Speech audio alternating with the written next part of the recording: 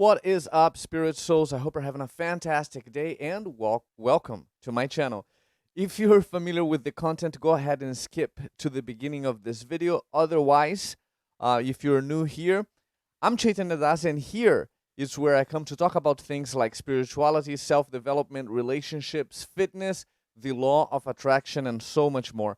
But most importantly, I talk about all these things in connection to the supreme intelligence behind the stringent laws of material nature, in connection to the one known in the Vedic scriptures as the Supreme Personality of Godhead, the all-attractive one, Kṛṣṇa. I sincerely hope you enjoy the content. If you do, please don't forget to hit that like button and subscribe to the channel. It's good karma. Also, if you want more information on how you can connect with your inner self so you can live a happier and more fulfilling life, please take a look at my website, link in the description below.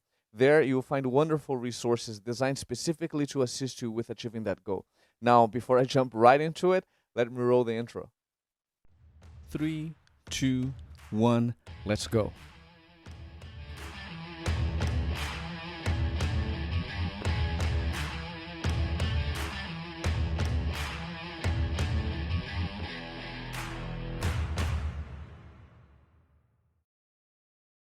Criticism is a double-edged sword. So I saw a post this morning that talked about a verse in the Srimad Bhagavatam. Srimad Bhagavatam is also known as the Bhagavad Purana. It's part of the Vedic scriptures, right?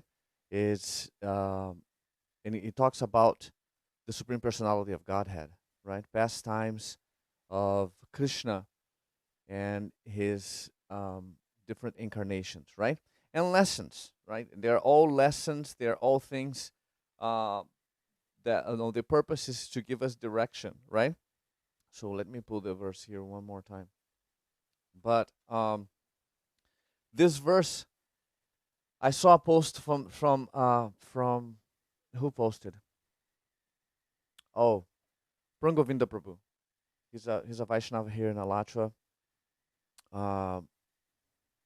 I appreciate him so much for the work he does, for his preaching, for the way he approached the whole spiritual life in a very practical way from where he stands. Right, he's very serious about his practice. He's going to be taking sannyas soon, which means he'll become. He is already a monk, right? But he'll be ordained a sannyasi, and I think he was the one that posted something about criticism, right? How it is a double-edged sword. And he was quoting this verse from the Srimad Bhagavatam, which is Srimad Bhagavatam, the first canto. Srimad Bhagavatam has 12 cantos. The first canto, chapter 17th, which is called Punishment and Reward of Kali. Kali, when we think of Kali, we think of this age, right? Kali Yuga, this age of quarrel and hypocrisy. And the verse that he mentioned was text 22 that says, text 22 that says, I'm not too good with the Sanskrit, but I'm going to try anyway.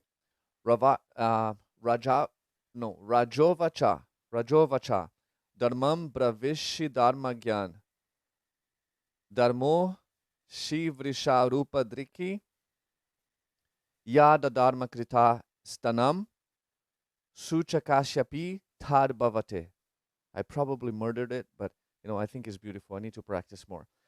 But the verse says, and this is a translation by His Divine Grace A.C. Bhaktivedanta Swami Prabhupada, and it says, the king said, O you who are the form of a bow, you know the truth of religion, and you are speaking according to the principle that the destination intended for the perpetrator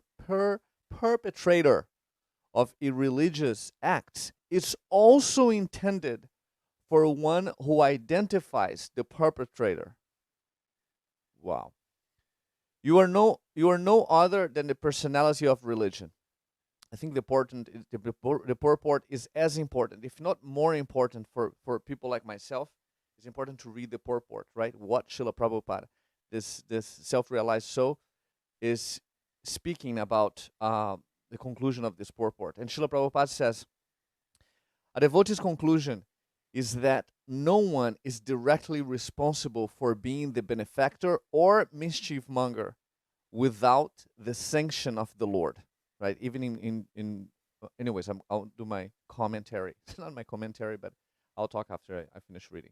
The sanction of the Lord. Therefore, he does not consider anyone to be directly responsible for such action. But in both the cases, he takes it from granted that either benefit or loss is God sent, and thus it is his grace. In case of benefit, no one will deny that is God sent. But in case of loss or reverses, one becomes doubtful about how the Lord could be so unkind to his devotee as to put him in great difficulty. Jesus Christ, I love this, as someone that grew up a Christian, I love this. Jesus Christ was seemingly put into such great difficulty, being crucified by the ignorant, but he was never angry at the mischief mongers. This is the way of accepting a thing, either favorable or unfavorable. Thus, for the devotee, the identifier is equally a sinner like the mischief monger.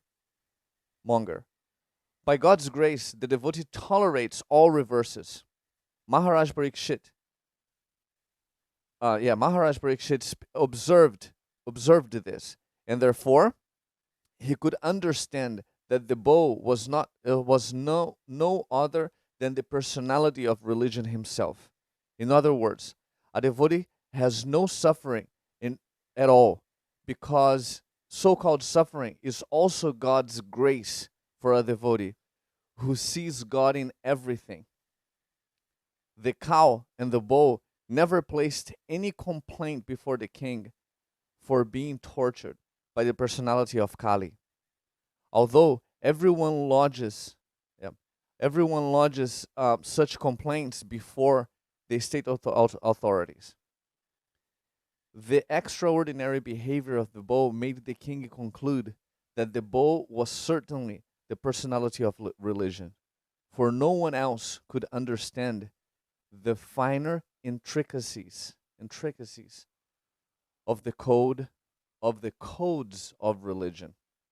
And again, purport by His Divine Grace, A.C. Bhaktivedanta Swami Prabhupada. And this post this morning made me, I was reading the verse and I read the translation, and it made me think, in light of everything I've been talking about recently and thinking about recently, which is I've been trying to see all these teachings based on the premise, on the strong premise, right, that spiritual life begins by understanding that we are not this body. I mentioned in several videos in the past, or at least a couple of videos that I posted. I don't have a lot of content yet, but I will keep posting, because I posted how Sri Chaitanya Mahaprabhu, which is considered to be Kṛṣṇa, he is Kṛṣṇa himself, right? In the mood, in the emotions of his topmost devotee, devotee, which is Srimati Radhika, his also known as his internal pleasure potency. Kṛṣṇa himself came to teach the path of devotion, the path of bhakti, right? How to realize God through devotion. And he, in a conversation with one of his disciples, Sri Sanatana Goswami, he said, Sanatana Goswami asked him, right, who am I? And he answered that you are part and parcel of God, right? Jivera Swarup Hoy Krishnera Nitya Das. You are a servant of Kṛṣṇa, part and parcel of that Supreme Absolute Truth. And I think in the same conversation, Chaitanya Mahaprabhu explained that Kṛṣṇa has three main potencies. I also like to use the word energy, right? Everything is energy. You hear a lot of people talking about nowadays about energy, which I think is great. It's important for people to see things like that, because it's more aligned with the truth of who we really are, which is we're not this material body, right? We are not the doers of activity. Krishna speaks in the Bhagavad Gita. He says it himself that we are not the doers of activity. And Chaitanya Mahaprabhu explained that Krishna has three main potencies, main energies. He has his this material world, right, which is apara shakti. His shakti means energy, also, right, potency.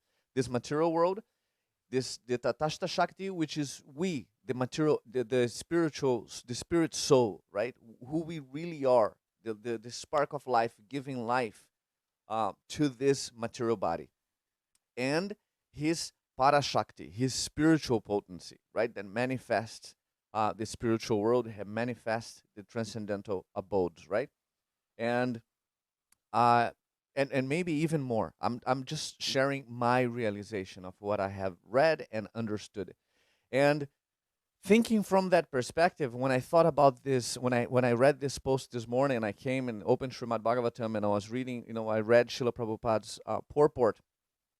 It's so beautiful and it's so illuminating, because if one starts from the perspective that you are not this body, you are Shakti, you are energy, right? Everything is energy.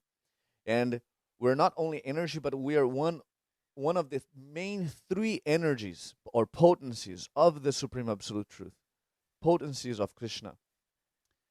We can more easily understand the nature of this world, the nature of who we really are, and the dynamic between them, so we can benefit from it, right? And as devotees, the ultimate benefit we want to achieve is relationship. Relationship. I love the word, I think, sambandha jnana, the knowledge of relationship. So that relationship between us as part and parcels and God, as this and the Supreme Absolute Truth. But anyways, the post was talking about, is basically, this verse is talking about how the person, the perpetrator, right, of um, of irreligious acts.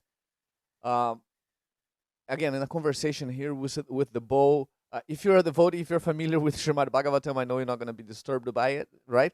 But if you're not and you happen to be listening to it, please don't get discouraged by these stories. Oh, he was talking to a bow. The bow was talking, right? Let's not get caught on that. Don't get caught by these things, thinking, because this is material. This is materialistic thinking, right? Let's go beyond that and look for the lesson in the message, and realization will come from the heart. But in this story, uh, King King Parikshit, he was having this interaction with this bull, right, which he considered to be the personality, the personification of religion, and he mentioned that according to the prince, according he's mentioned that the bull was saying, that was speaking according to the principle that the destination intended for the perpetrator of irreligious acts, the person that commit sinful activity, irreligious acts, is also intended for one who identifies the perpetrator, right? So in the post this morning was talking about how, criticisms, how to point fingers at others, pointing out what they might be doing according to our opinion or according to general opinion, what they might be doing or what they are doing is wrong, also uh, affects the person that is pointing that out. And it's something that is it can be very subtle and borderline confusing for people. There's like, oh, but we should call injustices, right? We should call out. No, we shouldn't be silent when we see injustice. And I agree with that statement. I agree 100% with that statement. The thing that has to be added to that statement is that we are in which mood are we calling injustices? Because if we are calling injustices, looking at things, thinking that we can influence, right, our our surroundings, thinking we can influence the people, deliver justice to them, we're not properly situated. We're thinking ourselves the doers and the controllers, the doers of activity, right? Which again goes against these basic principles, that we're not the doers, that Krishna is the doer, that God is controlling everything through his potencies, through his energies, right?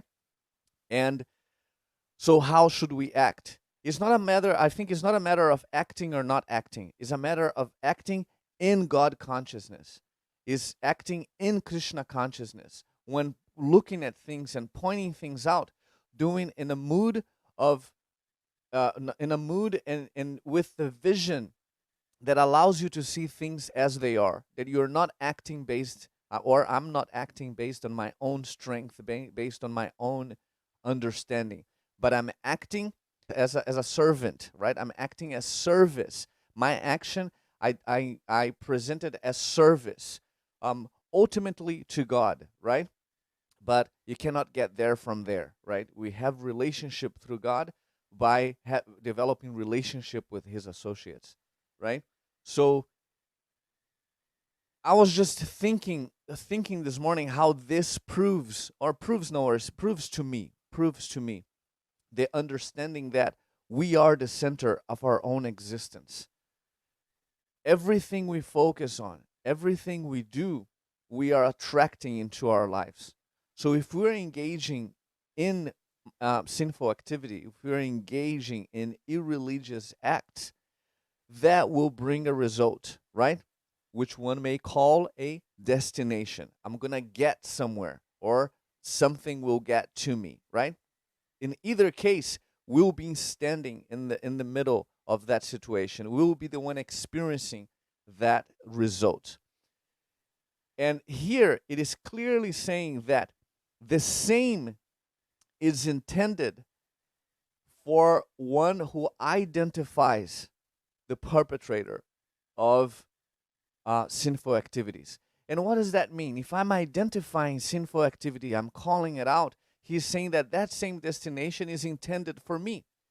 And if one thinks that how is this proper, right? How is this knowledge?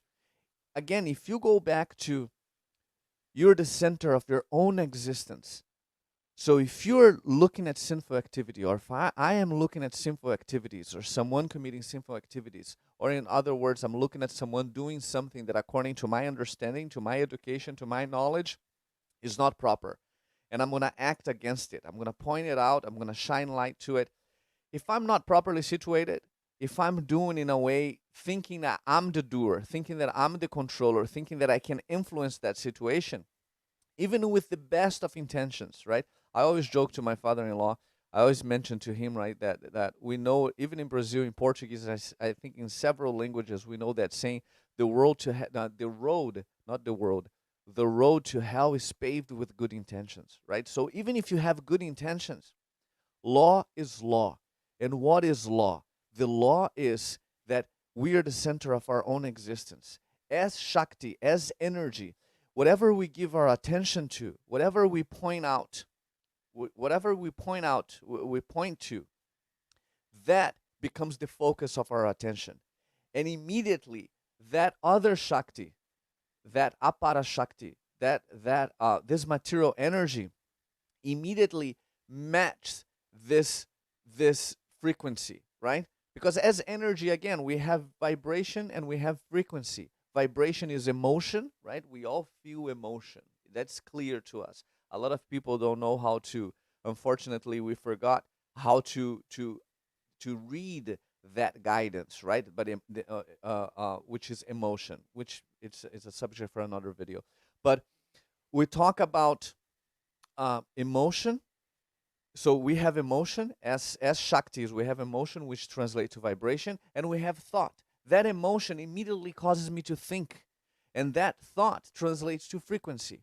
So when vibration and frequency, it's emanated from this apparatus, right, or through this apparatus, which is the body, material energy is there, latent, waiting. Everything is there, is complete, is perfect and complete, as one of the main potencies, Shaktis of the Supreme Absolute Truth. So everything is there, latent. As soon as I, again, as the center of my own existence, right? I heard someone saying we're so free that we choose bondage. As soon as I choose to hold on to a thought, and that thought is linked to an emotion, which creates, again, vibration and frequency, immediately material energy finds its match and matches with it. And then what starts happening? It starts sending more of it, or creates the path of least resistance for more of it, whatever it is, to come my way. Now think about this idea. If we think about this idea in relation to what is being said here in Srimad Bhagavatam, right? That the destination intended for the perpetrator of irreligious act, someone that is acting in a sinful way, that activity, right, has that person attention, right? He's involved, he or she is involved with that act emotionally and through thought, through action, right? He's involved. But he's saying is also intended for one who identifies the perpetrator. If I identify immediately that situation, or without a doubt, that situation has my attention. It has my attention. So because it has my attention, and I'm not acting accordingly, or I'm not properly situated, right? Based in knowledge, I'm not properly situated with who I really am, which again, part and parcel of the Supreme Absolute Truth, and I don't hold on to that knowledge to observe everything around me, I'm also covered. I'm also under illusion. And as soon as I give this situation my attention, the same mechanics, right? The same dynamic takes place, where through emotion, because I'm going to have emotion looking at that situation, emotion which equals vibration, that emotion will create thought, right? I might criticize the person. I point out that this is not right. This should not be done. When I act this way, that emotion, which equals vibration, creates thought, which equals frequency. And that frequency, right, based on the vibration, that frequency also is matched by Krishna's Maya Shakti, by this Apara Shakti, which is this material world. And the path of least resistance is created, where more of what I am observing makes its way to me, which here is being called destination.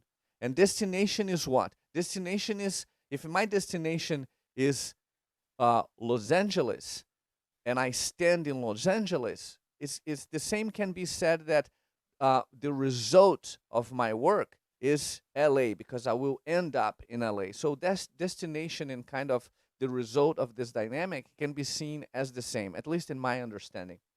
So that made it clear to me that yes, I am the center of my own existence. Whatever I choose to give my attention to, wanted or unwanted, because when someone is criticizing or pointing out things that are unwanted, injustices around the world, right? We're criticizing. Material energy doesn't care. The law-based dynamic is that I am free. I am so free that I can choose bondage. And how do I pick up this bondage? By giving it, whatever it is, wanted or unwanted, my attention. So when I look at things, again, sinful activities, someone committing sinful activity, and I point out and I give it my attention, not being properly situated in Krishna consciousness, not understanding all these truths, right?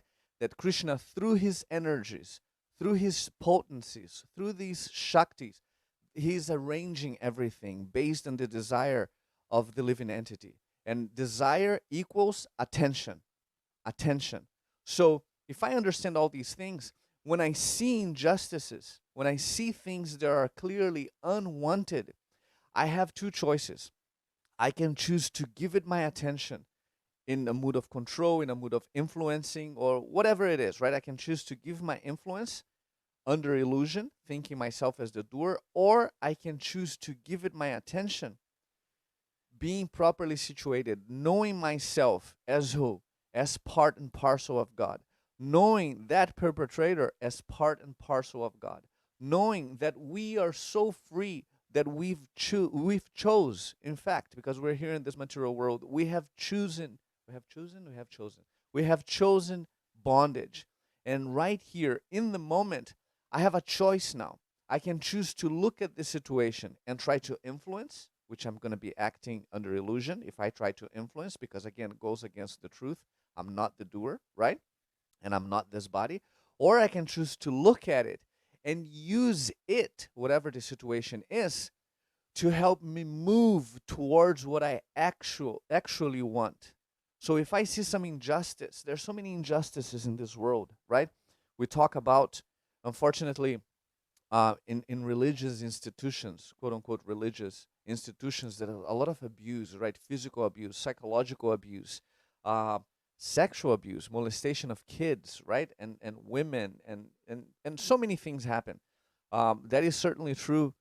Unfortunately, true. It's part of ISKCON's history, right? But it's part of Christianity's history. It's part of Catholicism, is that the word? History. Just recently, I think a Christian church, Hope, what is it called? Hillsong. They have churches all over the world, 23 countries, I think, and mega churches, right? They fill up arenas with people, and they're also involved in scandals, right? With abuse, sexual assault, and so many things. So this is part of this material world. So how can a person that is part of a society like this, and I'm going to use the example of the society that I identify with is the Society for Krishna Consciousness. How can someone that is part of the society bring about change, act in a way that that uh, that we're not acting under illusion, that one is not acting under illusion, right? Or is properly situated. I believe that it's by understanding these truths and using these situations to help us focus and move towards what is wanted. But for that to be possible, we have to understand clearly again all these truths, right? The nature of who we really are. We're not this body. We're not the doers. We're not the doers. We're literally strapped in. I always use this example, right? When you go to a virtual ride, Avatar, or the Harry Potter, a Disney virtual ride, you're strapped in. That screen from top to bottom. There's screen, and they put some heat and some mist. You're so immersive on that ride, and I experienced that. I was flying that broom with the Harry Potter thing. I went with my daughter. She's 12 years old. She's a big Harry Potter fan, right? So we had a family weekend in Orlando, right? And I went on the ride with her, and I don't do well in rides. My stomach, I get easily like motion sickness. I get literally like get sick of my stomach. And as I'm going through the ride, I was not feeling well, and I literally went with it. I imagined myself flying that broom, kind of like moving my body, and the dragon shows up, and that whole scene and stuff. And like, again, you can feel the heat and the mist, right? They try to make it a very immersive experience. And I was laughing later because why? So one might ask, why do you do that? You cannot do anything. It's because I was in distress. I was in distress. I was not feeling well. My stomach was upset. So instead of focusing on that, right? Not focusing, but instead of like understanding things and kind of relaxing it, I thought that okay, I'm gonna go with the ride. I'm gonna imagine that I'm in a way I was thinking. I would imagine that I know I'm flying this broom. I'm kind of going with the ride. So it would ease my stomach, excuse me, would ease up or improve my situation in the moment. But the reality is there's no action I could take in the moment to influence whatever was happening around me. That is already pre-programmed. It's already, it's done. It's already done. That dragon is gonna fly, right? There's nothing that I could do in the moment to influence the situation. And I know it's a very material example. Someone might find it silly, but it kind of hit me because I realized this is our condition in this material body. When one thinks like I am not this body, I'm not the doer, we have to imagine that I am trapped, and it's not trapped, but it's trapped in the seat of this body. And everything that is happening, I'm just observing it. Is already we come into this material world with momentum, right? I think the word is aprada karma. Our karma is already leading us to act, to do things. Now we have choice in the moment that action takes place. We have choice. We have choice to, or we can choose to act, to go with that action and try to influence things, which is acting under illusion, right? Because you think you're the doer. I think I'm the doer. Or I can use in the moment, experience whatever is happening. I can use it to gain more clarity and help me move in the direction of what I want. So in this horrible examples of unwanted things, such as abuse, right, and so many other things, I can look at these things and then understand, go under guidance and connect with my inner being, right? Connect with the super soul. For those that have taken shelter of Guru, right? They have taken shelter of Guru Krishna, connect with Guru Krishna in the heart and say, Lord, please help me. Help me move towards what I want. What I want is a safe society. What I want a society where children can grow up knowing your glories and be protected by its elders, by its fathers and mothers, right? And members of this society. I want us to have healthy relationships. I want us to have loving relationships, right? Not only speak this way, but focus and think this way, knowing that this is the best thing I can do. Connect with the power that manifests everything that is. Connect with that power to influence change. But that is only possible if one has knowledge, right? Knowledge of who we really are, knowledge of the nature of this world. This Parashakti is also all giving. Is also Krishna's mercy, as Srila Prabhupada is explaining on the purport. He says it's Krishna's grace, everything that is happening. Why?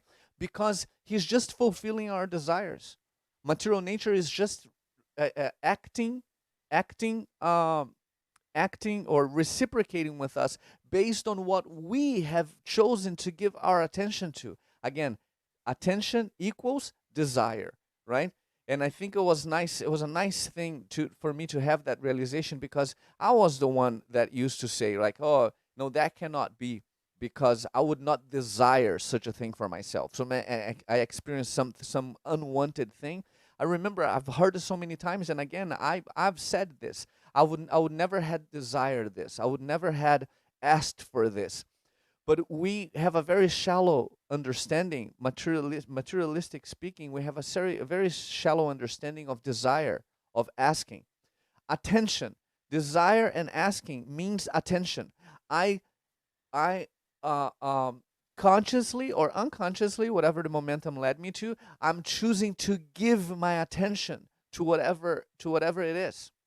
I'm choosing to give my attention. If I see someone doing something, right? A father mistreating its daughter or its son, being a little rough.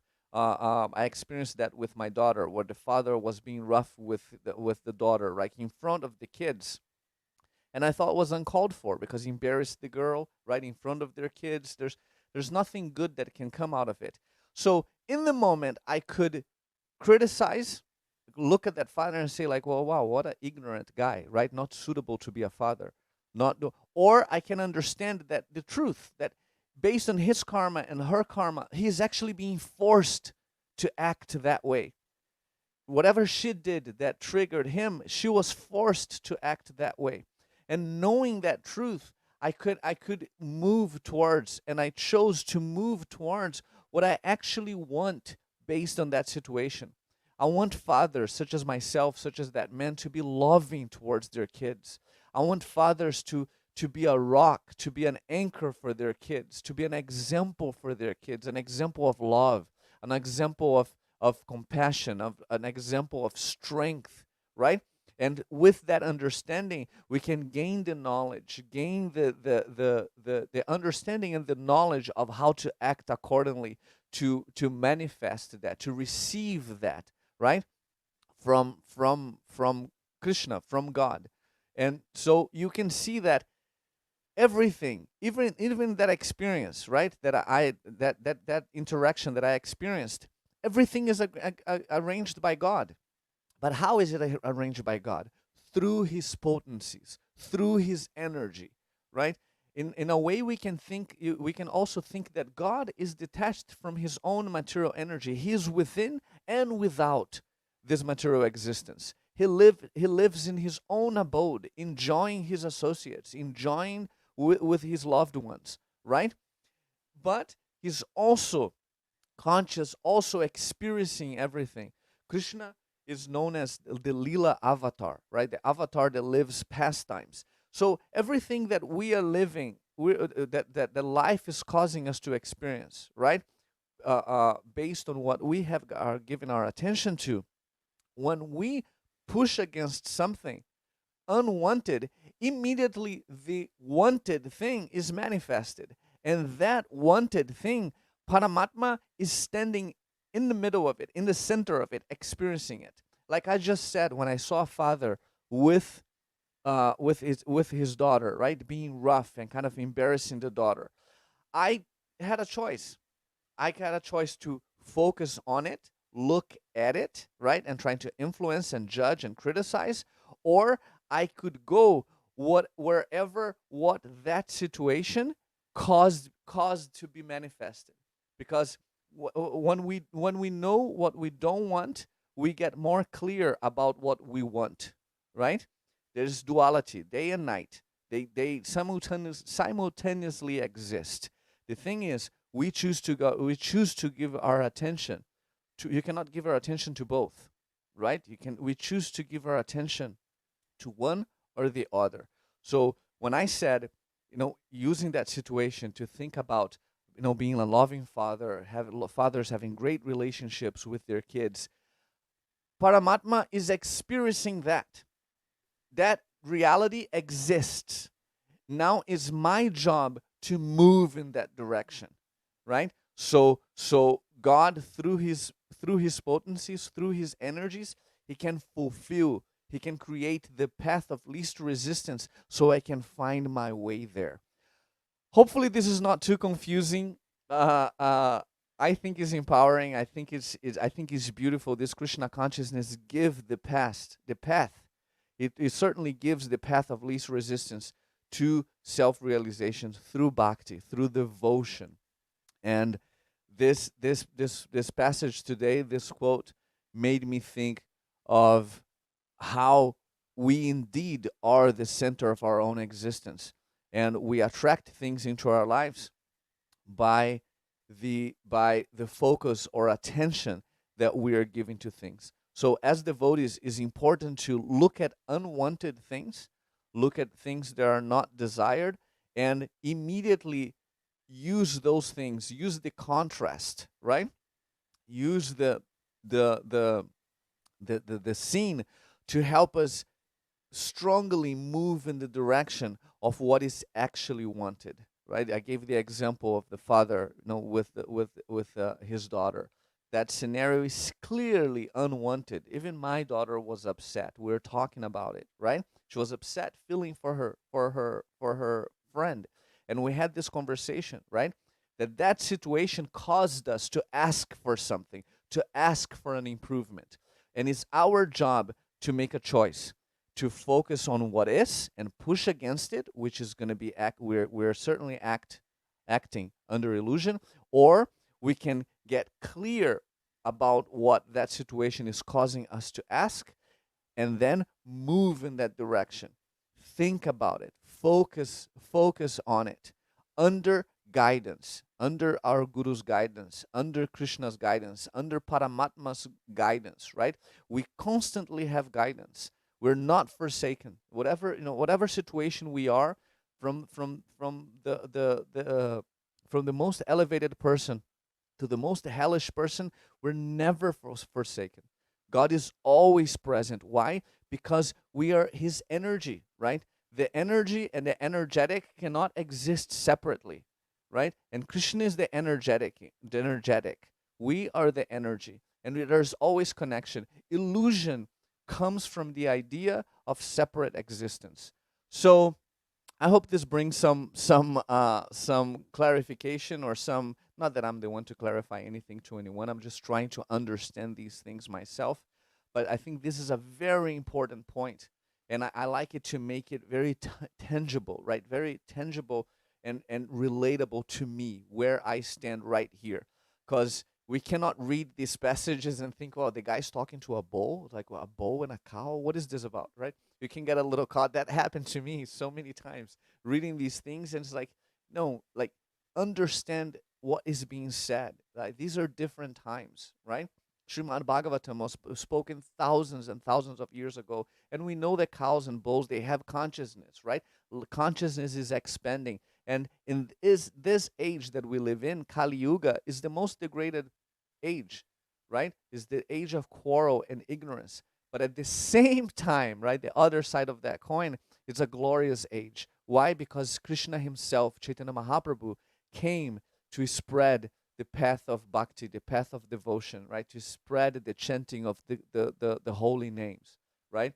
And Krishna and his holy name, there's no difference. They're the same. So we can have contact, direct contact, establish direct contact in a conscious level with the personality of Godhead through chanting his holy name. Hare Krishna, Krishna Krishna, Hare Hare, Hare Rama, Rama Rama, Hare Hare. I hope you all have a great day. Thank you very much for spending 40 something minutes listening to me talking. I hope this brings some clarity. I hope this helps you move in the direction of what you actually want. Which, before I go, let's talk about this. What do we want? Everything we want, everything or everyone, right? Everything we want for one reason and one reason only. We think we will be happier in the having of it. But we are free to choose happiness, to reach towards the better feeling right where we stand. So it's important to think about that and think about God's grace, which is always available to us, always available to us. Sometimes the momentum is difficult, right? The negative momentum that we might find ourselves in makes it difficult to focus on the positive aspects of things. But we are free. We're so free that we choose bondage, and we're certainly free to focus and move in the direction of what is wanted. All right? Thank you very much. As I said before, I hope you have a fantastic day. And until next time, chant Hare Krishna and be happy. Hare Krishna. There are different platforms. Bodily concept of life, general, and this body. Therefore, my business is to satisfy the senses.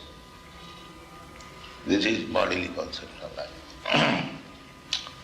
And others, they are thinking, I am not this body, I am mind. Well, they are going on mental speculation, like philosophers, thoughtful men. And above that, there is intelligent class of men practicing some yoga. And spiritual platform is above that. First bodily concept, gross, then mental, then intellectual, then spiritual. So this Krishna consciousness movement is on the spiritual platform, above body, mind and intelligence. But actually we should come to that platform because we are spirit soul. We are neither this body, nor this mind, nor this intelligence. So, one who is on the platform of spiritual consciousness, they have got everything. Intelligence, proper use of mind, proper use of the body,